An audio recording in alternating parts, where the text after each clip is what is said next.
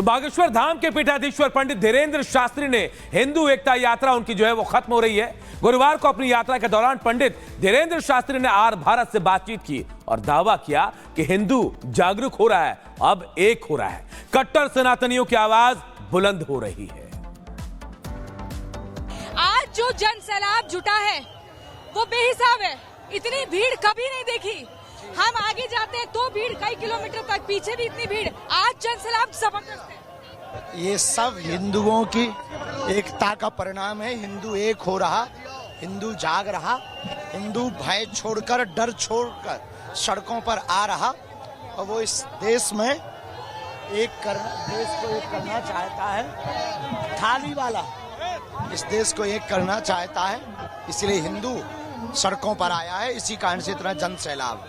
महाराज जी, कई महिलाओं से हमने बात करी, दूर दराज से, राजस्थान से आई है, पंजाब से आई है, नंगे पैर कह रही है हमारे गुरुजी ने चप्पल नहीं पहनी तो हम भी नहीं पहनेंगे। बिल्कुल, उनका भाव और श्रद्धा अपार है, उनका स्नेह अपार है।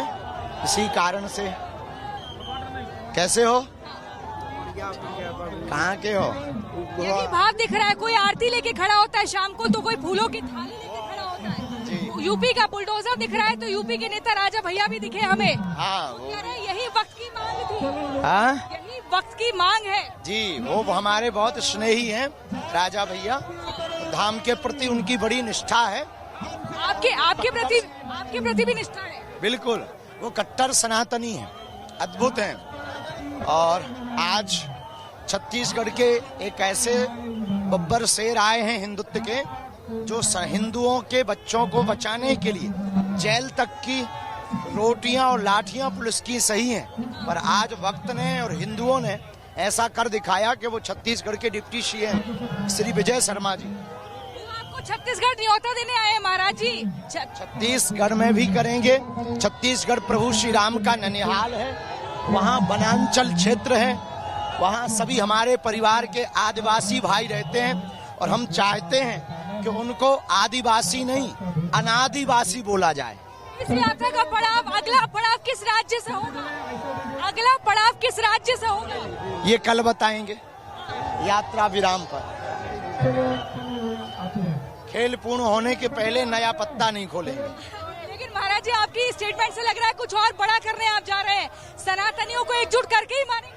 जो कर रहे हैं सिर्फ वही करेंगे। वो दादाजी को बुलाओ, सफेद शर्ट पहने हुए बेचारे सीधे साधे। लेकिन महाराज जी, आप युवाओं को तो एकजुट कर रहे हैं, देश के लोगों को कर रहे हैं, लेकिन राजनीति से भी आपको लगता है कि ये जात पात हटना और मिटना चाहिए? बिल्कुल हटना। इस देश में समानता का अधिकार है, इस देश में सब एक हैं, तो हम क्यों ना एक हो? ब्राह्मण नेता या राजपूत नेता शूद्र के साथ खाता भी नहीं है। जज्जी को बुला लो। ब्राह्मण नेता हो, ऊंची जाति का हो, नीची जाति के साथ खाता नहीं है। कैसे राजनीति से जात पात मिटेगा? बिल्कुल भी नहीं। ये भी है, सवर्ण से आते हैं, सब घरों पे जाके प्रसाद पाते हैं, कोई भेदभाव नहीं, कोई छुआछूत नहीं। हम तो सबके साथ पा रहे हैं। अब रही नेताओं की, तो ये तो नेता ही है। और जज्जी तो ऐसा कुछ भी नहीं है। उसी को मिटाने के लिए ये जो कुछ कुरीतियां रही। कहाँ के हो? बिहारीपुरा। उन्हीं कुरीतियों को मिटाने के लिए यह पदयात्रा की जा रही है। बांग्लादेश में हिंदुओं को परेशान इसलिए मिटेगा पक्का। महाराज जी, बांग्लादेश में हिंदुओं को इसलिए तो नहीं परेशान किया जा रहा क्योंकि भारत में आप जैसे लोग एकजुट कर रहे हैं, तो वो सोच रहे हैं हम भी अपनी ताकत दिखाएं। अब हिंदू वहाँ एक देखो, हमको इस बात से दुख है कि बांग्लादेश में इतने हिंदू परेशान हो रहे और भारत के एक भी मुसलमान ने अपील नहीं की है कि भारत में हम सब सुरक्षित हैं और हिंदू लोग हमारा सपोर्ट करते हैं। तो इनको मांग करनी चाहिए कि जैसे हम भारत में यहाँ सुरक्षित हैं, तो भारत के मुसलमान वहाँ पर ये अपील करें कि बांग्लादेश में हिंदुओं को सुरक्षित रखो। अजमेर की दरगाह शरीफ में भी कहा जा रहा है कि शंकर का मंदिर है और वहाँ पर मौलाना कह रहे हैं कि तो इंशाअल्लाह मस्जिद रहेगी, कोई मिटा नहीं सकता नाम। ये तो कोर्ट बताएगा, कानून बताएगा। अगर शंकर जी होंगे तो रुद्राभिषेक होगा। तो बाबा बागेश्वर के सनातनी यात्रा में नेताओं, अभिनेताओं और संतों का मेला लग रहा है और इसी कड़ी में रघुराज प्रताप सिंह और राजा भैया उत्तर प्रदेश के कुंदा के विधायक भी शामिल हुए। रिपब्लिक भारत से खास बातचीत की, क्या कुछ कहा आपको सुनाते हैं। ये बताइए कि इस पदयात्रा में आप लगातार चल रहे हैं, बहुत तेजी के साथ चल रहे हैं, आखिर इस यात्रा में आने का मकसद क्या है? इस यात्रा का उद्देश्य है जाति पात के भेदभाव को मिटाना और हिंदू समाज को एकजुट करना, जागरूक करना। इसी से प्रेरित होकर के जितने भी लोग आपको इस यात्रा में देख रहे हैं, सभी लोग आए। आपको लगता है कि हिंदू जो है, जो सनातन है, वो इस हिंदू एकता पदयात्रा से एकजुट हो पाएगा? ये 9 दिनों की यात्रा क्या काफी है?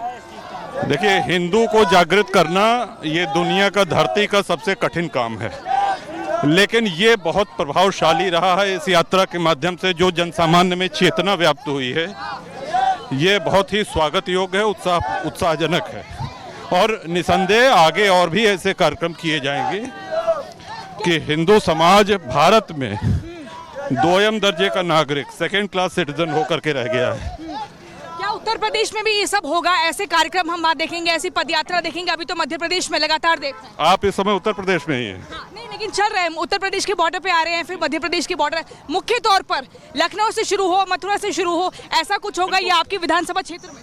बिल्कुल होना चाहिए, और जो भी संत महात्मा महानुभाव जो इसको करेंगे, हमारा और हमारे दल का पूरा समर्थन रहेगा। लेकिन ये कहा जाता है, अगर ब्राह्मणों की बात करें या राजपूतों की बात करें, जो कि आप हैं, हमेशा वो भेदभाव करता है निचली जातियों के साथ, अपने साथ नहीं बिठाता। लेकिन इस यात्रा का मकसद है सबको एकजुट करना, एक साथ करना। ये संभव हो पाएगा? नहीं, इससे हम सहमत नहीं हैं। आपने जो कहा कि एक साथ नहीं बैठा था, हमारे कुंडा विधानसभा क्षेत्र ने हमको 7वीं बार रिकॉर्ड मतों से निर्वाचित किया है लगातार, और 4 लाख मतदाता में से मात्र 10,000 ठाकुर हैं वहाँ पे।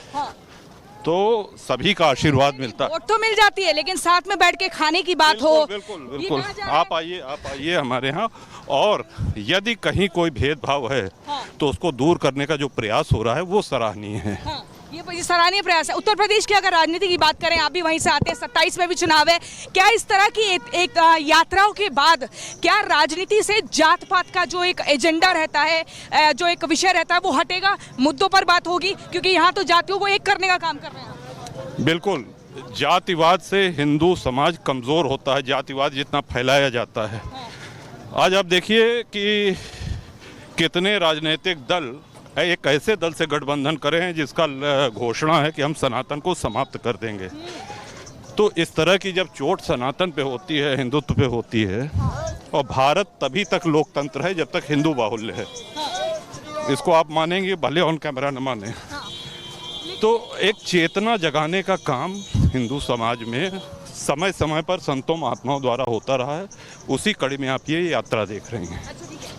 जिस तरीके से हम लगातार बार बार ये देख रहे हैं, ये कहा जा रहा है कि जात पात की करो विदाई, और हिंदू सिख ईसाई सब हो जाओ भाई भाई। हम सब हिंदू भाई भाई, सिख तो हमारे ही हैं, अलग थोड़ी हैं। अच्छा, ये बताइए, मुस्लिमों में, जहाँ से आप आते हैं वहाँ पर मुस्लिम बहुल इलाका है, क्या वहाँ पर मुस्लिमों की क्या धारणा है? क्योंकि कहा जा रहा है कि इस तरह की यात्रा के जरिए सांप्रदायिकता का माहौल बनाया जा रहा है।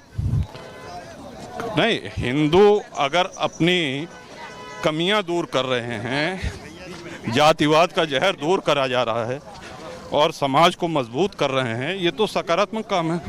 इसमें जहर कहाँ से आ गया? ये तो अमृत है। अगर हम संभल की बात करें, इन दिनों काफी चर्चा में है संभल की वो जामा मस्जिद, जहां पे सर्वे हुआ, सर्वे के दौरान हंगामा हुआ, उसके बाद देखा कई सारे चिन्हित किए गए लोग जिन्होंने हथियार चलाए, महिलाएं भी चिन्हित की गई। कैसे आप देखते हैं? बार बार वर्षी बैठ का हवाला दे रहे हैं, क्या टीम सर्वे नहीं करने जा सकती? संभल प्रकरण एकदम सरल है। न्यायालय के आदेश पे सर्वे का काम शुरू किया गया। और जो भी पीछे और जो भी आगे इस तरह के राजनीतिक दल हैं या जो भी लोग हैं, अदालत का निर्णय सर्वमान्य होना चाहिए।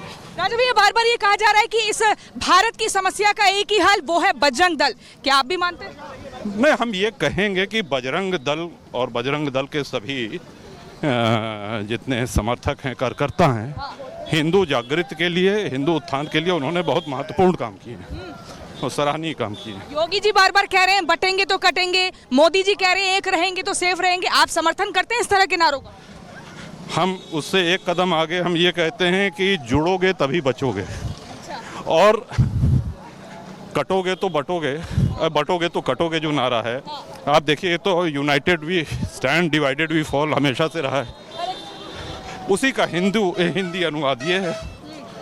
तो हम पूर्णतः सहमत हैं, हम ही नहीं, हर आदमी सहमत है। लोग इसकी सच्चाई, इसकी असलियत समझ रहे हैं। बार बार ये कहा जा रहा है साधु संतों के बीच कि बांग्लादेश से डरो, वहां पे सीखो, बांग्लादेश वाला हाल भारत में ना हो जाए। राजा भैया आप ये बताइए, ये कहा जा रहा है कि वहां इस्कॉन मंदिर, 77 इस्कॉन मंदिर है, उनको टारगेट किया गया, चिन्मय प्रभु को गिरफ्तार कर लिया, किन धारों में गिरफ्तार किया कुछ नहीं पता, और भारत को हड़का है बांग्लादेश के हमारे मामले में इंटरफेयर ना करो। क्या बांग्लादेश से सीख लेने की जरूरत है? बांग्लादेश और पाकिस्तान सबसे जीवंत उदाहरण है इसमें। हमने ट्वीट भी किया था, एक्स पे हमने पोस्ट भी किया था, और सिर्फ इसलिए कि वो हिंदुओं की आवाज़ वहाँ पे थे इसलिए उनको गिरफ्तार किया गया है। बिल्कुल इसकी निंदा। और जिस तरह से हिंदू वहाँ मारे जा रहे हैं, चुन चुन के हिंदुओं को निशाना बनाया जा रहा है, उनकी संपत्ति, उनके घरों को नुकसान पहुँचाया जा रहा है, बिल्कुल विश्व इसका संज्ञान ले और विश्व के सारे हिंदू मुखर होकर के इसमें बोलने की आवश्यकता है। इस विषय में हमने एक्सपर्ट पोस्ट भी किया है, वो भी आप देख सकते हैं। आपको क्या लगता है, जैसे क्या बांग्लादेश भारत को ही कुछ बताना चाह रहा है कि भारत में अगर हिंदू एकजुट होंगे, सनातनी एकजुट होंगे, तो बांग्लादेश में भी मुस्लिम एक होंगे? क्या आपको लगता है कि कुछ ऐसा नैरेटिव सेट किया जा रहा है?